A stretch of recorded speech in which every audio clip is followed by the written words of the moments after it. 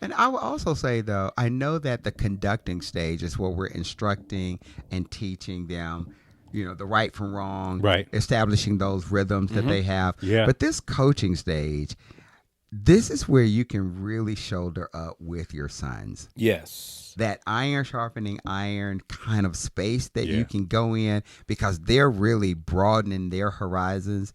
They're growing horns right now. I like that. Like Yeah. they really are, Yeah. and they're becoming like rams. Yeah. And so, how do we make sure that they are productive and effective and making right decisions without us telling them every decision that needs to be made?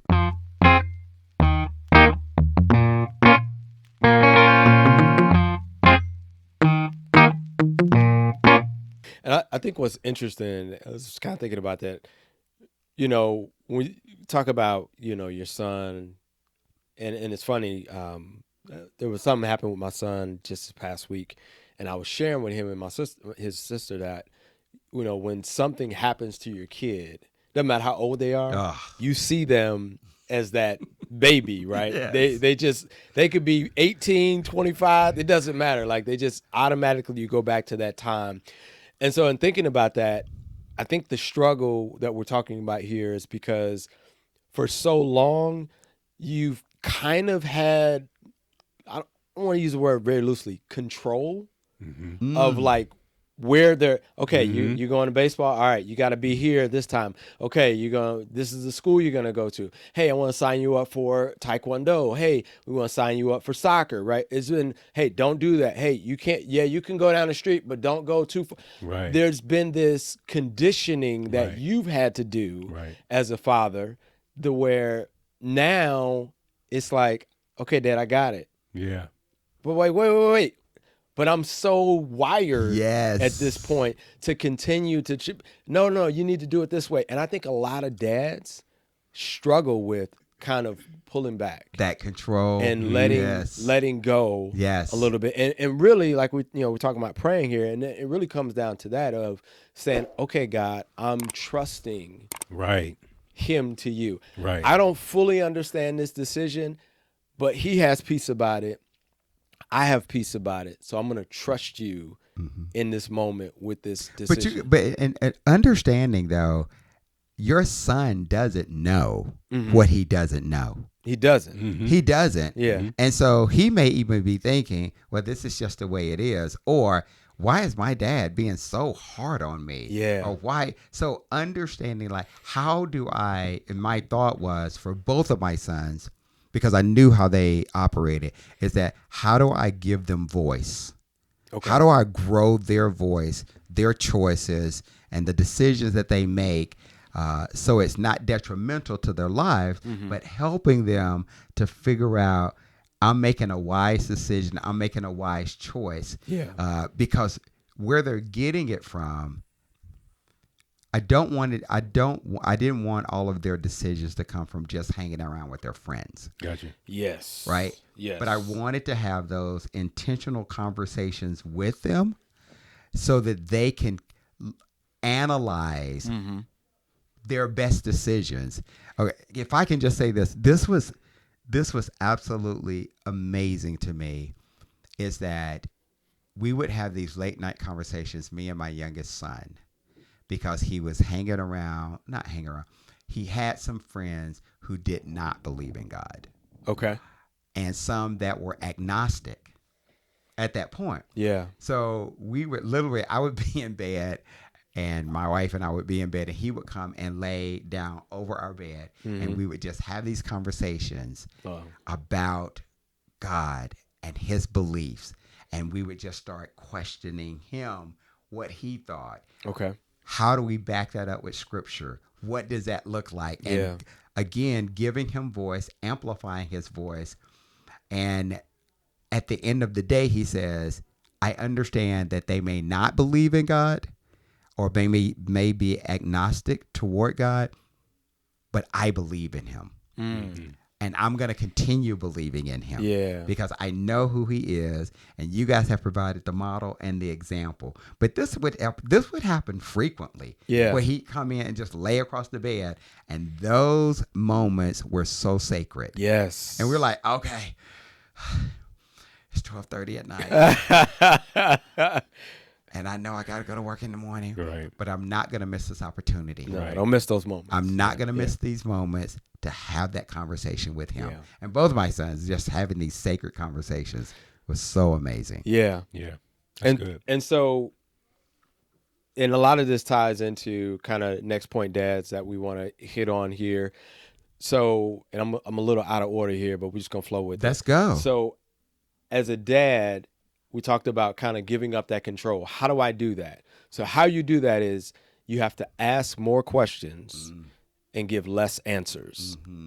So remember, last stage was the conducting stage, very directional. Hey, you need to do this. Hey, you need to do that. Hey, go here. Hey, it's time for this. Hey, go to bed. Hey, did you do your homework? All of these very instructional, directional directives, so to speak, that you're giving your son. But as you start transitioning into the coaching stage, now it has to be, well, what do you think about that?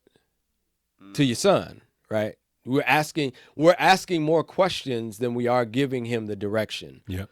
So, well, did you consider this?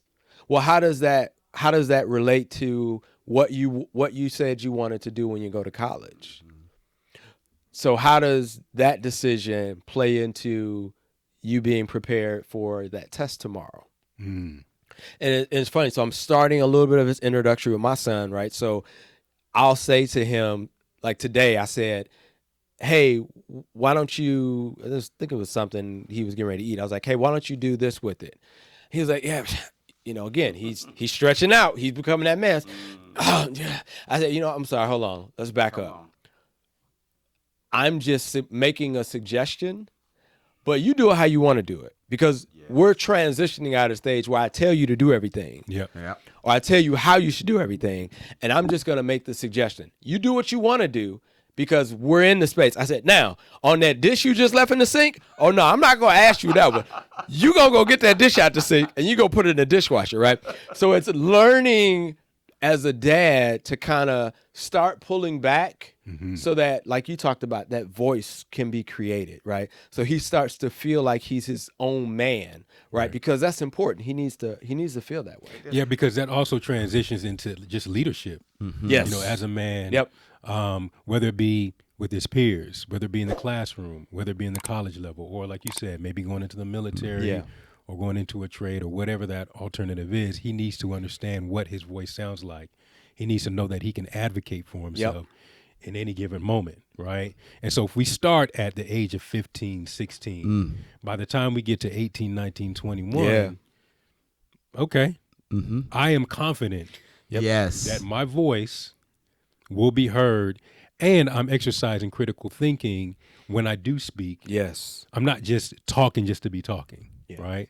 Or I I'm don't now even know what developing- to say. Right, exactly. Yeah, I'm developing, based on experience, I'm developing my leadership qualities. So with you, because you and your son are in there, for you as a dad, what does that look like for you, and you helping him find his voice, him spreading his wings, because you're literally right in the middle of this process. Yeah, absolutely. So first of all, I have to know who my son is. So my son is he's kind of like me. He's more of an introvert. Yeah. He's not kind of like the life of the party. So when he speaks, though, he says something. Yeah. And so we've identified that his strength is not necessarily in always what he's saying. It's more in what he's doing. Okay. And if there's an explanation that needs to come behind that, then cool, we'll give it, and we'll give it with confidence, right? So I don't expect my son to be, the president of the United States. He has the potential to. Yeah. However, that's just not who he is. He might be chief of staff in the back. Yeah, that's in right. The back room, though. Exactly, behind the scenes. Absolutely. Right. Yeah, that's more of his speed. And so I know that about my son. Okay. Right. Because you've studied him. Yes, exactly. And I know how he conducts himself in certain situations. Now, the parts that I have to kind of guide and give him a little bit more confidence in is those confrontational situations, Yeah. right? Because he's not a very confrontational guy. Yeah. However, sometimes healthy confrontation is necessary. So Right. so we walk through that. We talk about his strengths. We talk about his weaknesses. We give different scenarios. And so it's really just a matter of knowing your child. Yeah. And every child is different. I have twins. They're polar opposites. And you guys know that. You've seen that with our twins. So knowing your children, and then at that point, really just kind of guiding them and girding them based on their strengths and allowing them to be confident in who they are. You can't compare yourself to your peers and other people who you feel like have the quote unquote spotlight. Yeah. You have a spotlight. It's just different. It's maybe in another position. It's maybe somewhere else. So for you as a dad then, what does that look like? Because he's academically, he's strong. Yeah. And he's in high school at this point. Then he's Student also athlete. He's a student athlete. That's right. And he's the oldest. Yes. And that, so for you as a dad, how do you navigate your role with him in this coaching stage? I love to create space for he and I to have conversation. Yeah. Right. I talked about in previous episodes that because things are so busy, I feel like one of my, not necessarily downfalls, but where I can do better is just my leadership, specific things that I feel like I can maybe exemplify a little better, within the household. And so, he and I, we have those conversations. We talk about what leadership looks like. And we're going to, and I talk about this all the time, going back to the example with the leadership, we're not always going to meet the mark, right? Yeah. So sometimes dad is going to have his time where he's not hitting all cylinders. He's not crossing his T's and dotting his I's. Yeah. And it's okay, right? And that's the perspective that I've always wanted my children to have, is that leave yourself room for grace. You're going to make mistakes, right? And I am transparent and I am vulnerable to my boys and to my daughter, when there are moments where, daddy didn't meet the mark, right? And we have those conversations and what that looks like. Now, if I don't meet the mark, I learn from my mistakes, right? That's the critical part. That's key, yeah. That's the critical part. In me learning, processing, how can I do things a little bit differently? And then from there, we grow and we move forward, right? Yeah. So I think that's more the approach that I've always taken, is that leadership does not look like perfection. It looks more like grace. And how do we kind of navigate through that, together? Hey, my iron sharpening iron brothers, thanks again for tuning in to this week's episode of Men's Power Connect. We hope this information on part 3 of the coaching stage has been insightful for you. Don't forget to share, like, and subscribe to our YouTube channel, and leave a comment sharing your experience in the coaching stage. We're also on Facebook and Instagram, so show us some love on that as well. And as always, don't forget to go out and encourage another brother. Oh yeah, Merry Christmas and a prosperous New Year to you and yours.